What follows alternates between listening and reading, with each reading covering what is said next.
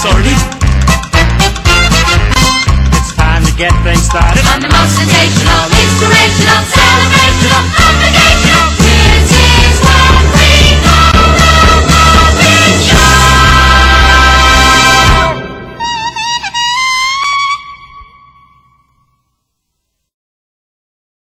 Okay, coming up in just a few minutes, we're going to go topside to beachside to train Naku, who's behind me swimming around, and we're going to be doing some husbandry training with her.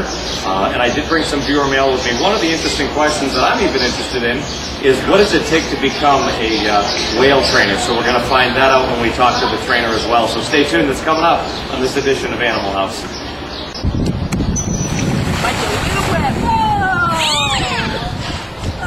And that's the light. And then, like I said, we let the whales know they're doing a correct job. We're going to reinforce them with that whistle. So the way we trained that is that was a whistle, and I gave them a fish. So we've conditioned that, probably like a clicker like a dog. That is your very positive thing. You're always going to be reinforced after that whistle. Important behaviors that we train here are husbandry behaviors.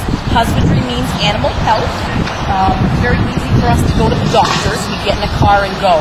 Well, it's not going to be easy to pull a 1,400-pound beluga whale out of the water. Yeah, no. So what we do is we train the beluga whales to participate in their own health care. And that, once again, those are the most important behaviors we train. The first one that we train is what we call the layout. And what that is simply training our beluga whales to lay out right here in front of us. So we can go ahead and check their bodies from head to tail. So once we have a layout that's straight, we can also move her to the side. So we can check her side as well. And I'm going to have you come and give her some tackling first. Go ahead and rub her down. So have you touched the beluga whale? No, I have never touched the beluga whale. What do you think her skin feels like? It's very smooth. Yes. Very, very smooth. It's very, very smooth, but very, very thick. They can actually break ice with that skin. It's called the dorsal ridge. And they get underneath a piece of ice and they can break it. That's how thick that skin is. Then we can go ahead and turn her all the way around. I'm going to put that ridge down one more time. And once again, this is all through training.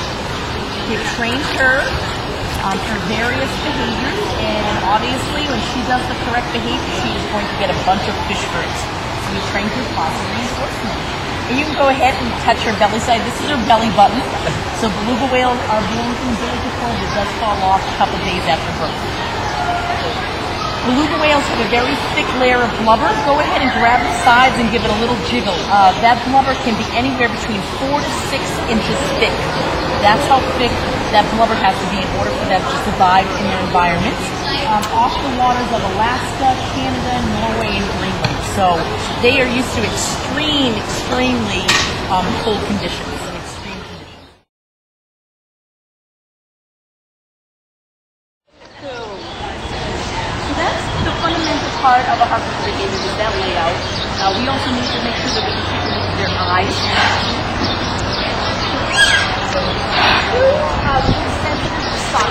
Typically keeps her eyes closed like that. But she has the ability to open them up, and then we can see if she'll open up her eyes. She goes just a little bit, and then we can teach her to follow our fingers. And they also have very good dental care. Our beluga whales have anywhere between 30 to 40 teeth. I'm going to have you touch those teeth.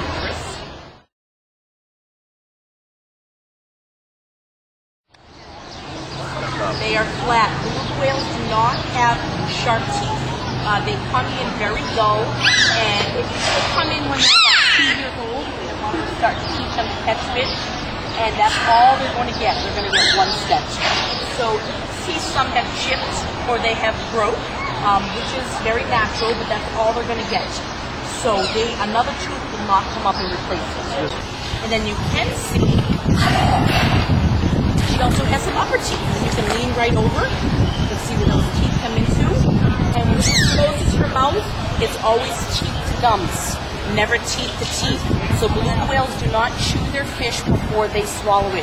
They swallow it completely whole. I'm going to put a mackerel inside her mouth, and I'm going to lean over just a bit and watch what she does. She takes that mackerel, she She pushes the tongue up to the roof of the mouth, allowing only the mackerel to go down. Like that. So she can take down, good girl, multiple fish, as gigantic as almost a salmon. And that's all she does. It just goes right down. All right, I'm going to have you hold that toothbrush, Chris. You're going to be our dentist for the day. I want you to go ahead and just start toothbrushing. And that's all we do. We have desensitized them to a toothbrush by just brushing their teeth just like that. Excellent. And look at you staying nice and still. She's not moving.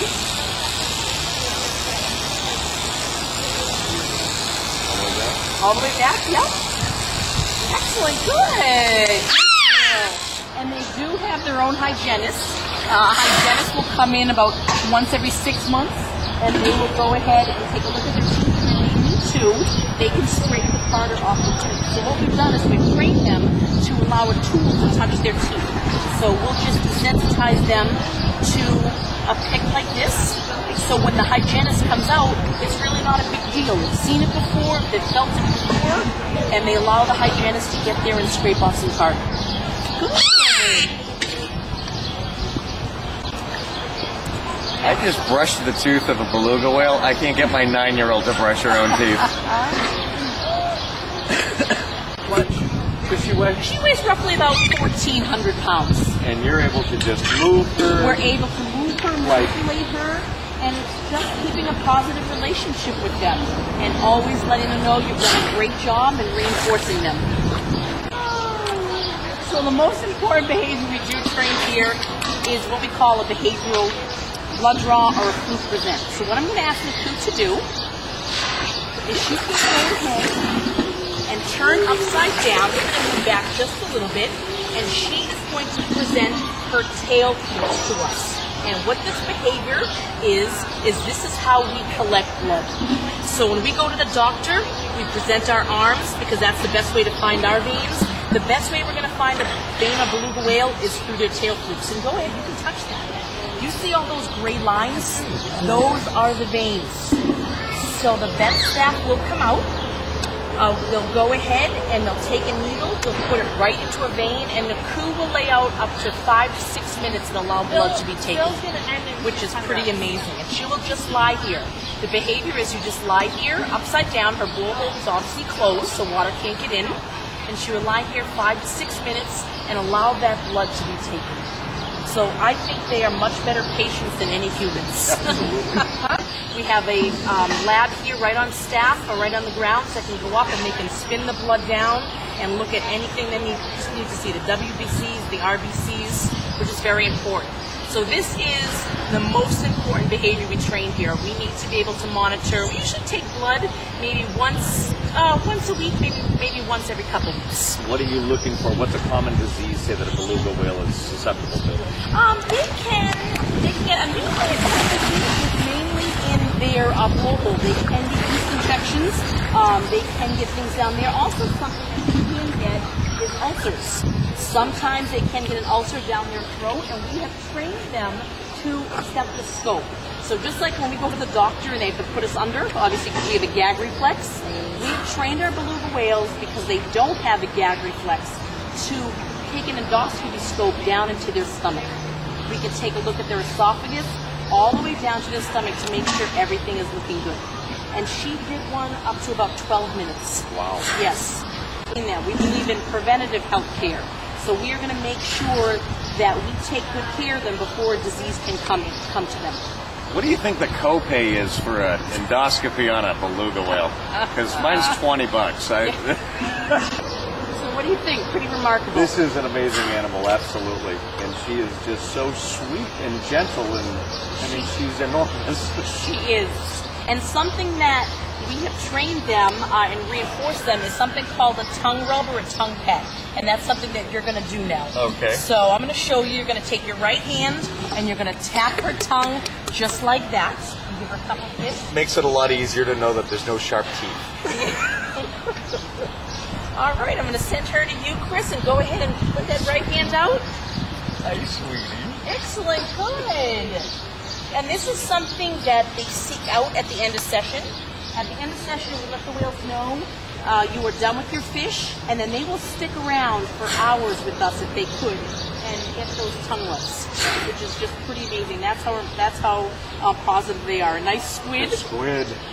Watch how she just sucks that right in with no problem. Very, very strong sucking technique. And then what you're noticing is that pool of water behind the throat. They cannot swallow salt water like you or I. They would get dehydrated. So where they get all their fresh water from is the fish that they eat. So she takes in enough fish to hydrate 1,400 pounds. Which is how many pounds of fish? That is, she's eating roughly right now about 50 pounds per day. A day? A day. That's in the summertime, and then her diet will increase in the winter because they're burning more calories and the temperature is going to go down. So they need to increase their blubber level. So, for example, we're in Connecticut, so in the wintertime, you almost have no real concern about the temperature dropping for her. Nope. Is she probably almost more comfortable? Yeah, we will. They have no problems living in cold water. They're great. It's the trainers that have the issue. We're in snowsuits, gloves, hats, mittens, anything we can possibly get on our bodies. So the trainers love it in the summer because we get to wear our short sleeves. But they are very comfortable in the summer as well because we've chilled this water down so cold for them. You want to do a couple more vocals before? I think we would love to hear a couple more vocals. Absolutely. All right, let's go ahead. I'm going to have you take your 4 fingers and drum underneath your chin. A great way to show that all those sounds travel out of the blowhole region. I'm going to have you drum and top of her blowhole continuously. Right here? Yep. And you see her move that blowhole, that muscle. Good, excellent. Take your pointed finger, press right in her belly. Yeah, go ahead and do it again. And then you're going to do a fun one called a foghorn. You're going to take your right hand and pull down like you're pulling on a piece of rope. Good. Do it again. Excellent. One more time. Good. Great. That is their form of communication, is vocalization. So each vocalization means something.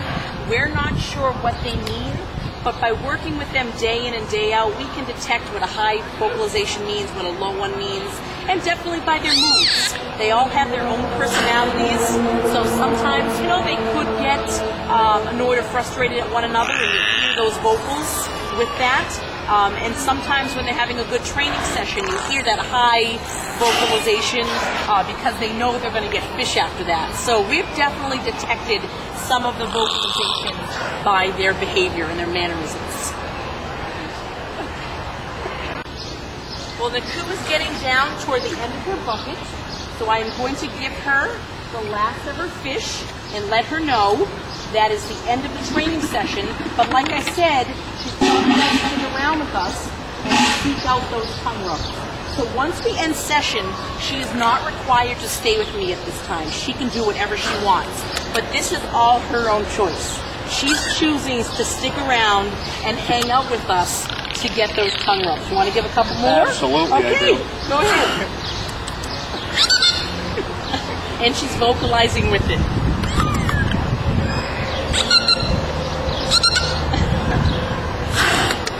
I think she likes my cameraman. Yeah. Well, how old did you say she was? She is 29 years old. And the lifespan was roughly about to 40 years. Want to give her another tongue rub? Go ahead.